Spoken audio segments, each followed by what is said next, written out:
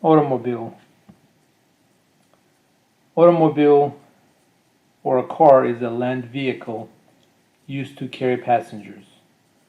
Automobiles usually have four wheels, round things which turn in order to lead to movement, and an engine or motor to make them move. Name.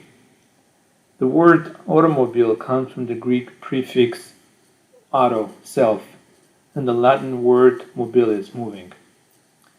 This name means self-moving, as cars run on their own power and do not need horses or other power from outside to move. Types of automobiles. Automobiles are made in different shapes and sizes for people with different needs.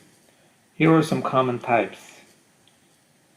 A convertible is an automobile with a roof that can be opened or taken off for an open-air drive. Sportier convertibles are called roadsters. A hatchback is a smaller automobile with a cargo area that uses the same space as the cabin instead of a separate trunk like in a sedan or a coupe. They combine the sportiness of coupes and sedans with storage space of SUVs. A station wagon, state car in British English, is a hatchback-like automobile that has a less sloped rear window and more space for passengers and luggage. A pickup truck is a truck with a separate cabin and cargo area on the ladder frame. Cargo area is called the bed. A sedan, saloon in British English, is an automobile with a sloped rear window and separate trunk that has four doors. A coupe is a like sedan but usually only has two doors and is seen as sportier than a sedan. An SUV, sport utility vehicle, is a rugged automobile that has a combined passenger and cargo area, like in hatchbacks, station wagons, and vans. SUVs are very popular due to their usefulness. A van is a big box-shaped automobile meant for carrying plenty of passengers or cargo. There are many different sizes of vans, such as minivans, which are made for families. Energy.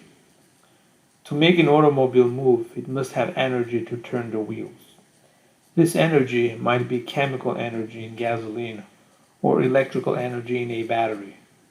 How quickly the engine or motor can send the energy to the wheels and how much energy is sent is called the power of the motor. The power of an automobile is usually measured in kilowatts or horsepower. Gasoline. As of 2019, most automobiles burn a fuel to make an internal combustion engine, sometimes called a motor, run. The power from the engine then goes to the wheels through a transmission, which has a set of gears that can make the automobile go faster or slower. The most common fuel is petrol, which is called gasoline or gas in American English. Gasoline is called a fossil fuel because it comes from tiny fossils that were made millions of years ago. Over millions of years, they turn into oil, which was then drilled up from deep inside the earth, and then turned into fuel by chemical changes. Old gasoline-powered automobiles are noisy, and their exhaust makes city air dirty, which can make people ill.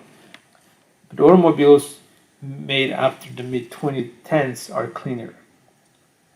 Burning gasoline, like any kind of fossil fuel, makes carbon dioxide, which makes global warming. Since 2017, less gasoline-powered automobiles are being made, and some places will not allow gasoline-powered automobiles in the future, like Amsterdam in 2030. Batteries. The cleanest automobiles are electric vehicles. They are usually plugged into a power outlet or a charging station and store electricity in a battery at the bottom of the automobile. The electricity then drives an electric motor which turns the wheels. Some electric automobiles have two motors, one at the front and one at the back. A few have four motors, one for each wheel. Other sources of energy. Some automobiles Some automobiles burn diesel fuel, which is used in big trucks and buses, and a few use wood gas. In some countries such as Brazil and Sweden, a mixture of ethanol and gasoline called gasol in Brazil and E85 in Sweden is used as automobile fuel. Other fuels include propane, natural gas, compressed air, and ethanol, which comes from plants. There are automobiles designed to run on more than one type of fuel. These are called flex fuel and are rare. A few automobiles generate electricity from hydrogen fuel cells, like the Honda's Clarity.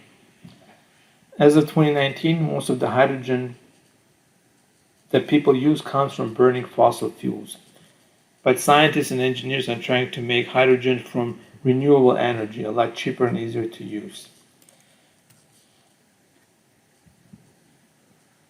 Some automobiles even use solar cells for their electricity. They are not very practical. There is a competition every year where people try to design an automobile that can last the longest and go to the farthest on solar energy alone. There is also a type of automobile that uses both an engine and an electric motor. This is called a hybrid electric vehicle. An example is Toyota Prius. Regenerative brakes. All automobiles have brakes which work by friction to stop the automobile quickly in an emergency or stop it rolling when parked. Electric automobiles also have regenerative brakes, which slow the automobile by turning the energy in its movement back into electricity, like an electric motor working the opposite way. So, regenerative means the electricity is generated again. History. The earliest recorded automobiles were actually steam engines attached to wagons in the late 18th century. The steam engines were heavy, making these wagons slow and hard to control. Better and faster steam automobiles became common late in the 19th century. Some automobiles in the early 20th century were powered by electricity. They were slow and heavy and went out of use until the idea came back later in the century. The internal combustion engine changed the way many automobiles were powered. The engine used either gasoline, diesel, or kerosene to work. When the fuel is exploded in a cylinder, it pushes the piston down and turns the wheels. Although many people tried to make a good automobile that will work and sell well, people say that Carl Benz invented the modern automobile. He used a four-stroke type of internal combustion engine to power his Benz patent motor wagon in 1886. He began to make many automobiles in a factory and sell them in Germany in 1888. In North America, the first modern automobile was made by brothers Charles and J. Frank Duryea in Springfield, Massachusetts. The Duryea brothers' automobile also won the first ever car race in 1895, competing against automobiles made by Benz. The race was in Chicago, Illinois, and 50 miles long. The Duryeas then began making the first automobiles for everyday use in 1896. That year, they made 13 automobiles by hand in Springfield, Massachusetts. Benz may have invented the first modern automobile, and the Duryeas the first automobile to be sold, but Henry Ford sold the most automobiles to the most people. In 1910, he began making and selling his Model T, which was a huge success. Many people could afford his own automobile, not just the rich, because Ford used mass production. This meant he made many Model Ts in a short time in a factory. People say that Model T is the automobile that put America on wheels. Model T was the most popular automobile of the time because it was cheap, but it was still a good quality automobile that ordinary people could own. Since then, many different kinds of automobiles have been designed and built, from minivans to sport cars. In the 1950s, the United States made and used more automobiles than all the rest of the world. 50 years later, China became the largest maker and user of automobiles. Advantages. Automobiles are faster than walking or riding a bike if you're going a long way. They can carry more than one person and a large amount of luggage. Depending on local public transport quality, they can also be faster and far more convenient than using buses, bicycles, or trains, and can often go where public transport cannot. Four-wheel drive off-road vehicles are particularly good at reaching places difficult for other wheel transport due to bad roads or harsh terrain. However, they cost more and burn more fuel, and there are many places even they cannot go. Most automobiles enclose people and cargo in a closed compartment with a roof, doors, and windows, thus giving protection from weather. Modern automobiles give further protection in case of collisions, as they have added safety features such as seat belts, airbags, crumple zones, and side impact protection that would be expensive or impossible on two-wheeled or light three-wheeled vehicles or most buses.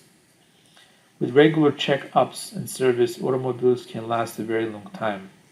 In some countries like Australia, people have to get their automobile checked by authorized mechanics regularly by law to confirm that their automobile is safe to drive. They can go to an automobile mechanic to get their automobile checked or have a mobile mechanic come to them to repair the automobile. Disadvantages. Buying and running an automobile needs a lot of money, especially for newer, good quality automobiles. There are things to pay for: the automobile itself, fuel, parts, for example, tires, maintenance, repairs, insurance to cover the cost of crashes or theft, parking charges, and toll roads, and any taxes or licensing fees charged by the government. When automobiles crash, they can become damaged and hurt people. The life of a person is more important than keeping an automobile from damage. When too many automobiles try to go the same way, traffic congestion slows them all. Automobiles can cause air pollution if too many are used in a small area like a city, and the combined pollution of the world's automobiles is partly to blame from climate change. Many places where people live close together have public transportation such as buses, trains, trams, and subways. This can help people go more quickly and cheaply than by automobile when traffic jams are a problem. Some of these problems can be made smaller, for example, by carpooling, which is putting many people together in one automobile.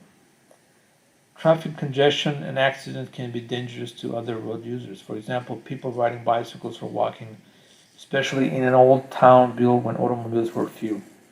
Some 20th century towns are designed for automobiles as the main transport. This can cause other problems such as even more pollution and traffic, as few, if any, people walk. Communities are divided and thus separated by big roads. Pedestrians are in danger where there are too few footbridges, small roads, bridges, and other special crossings.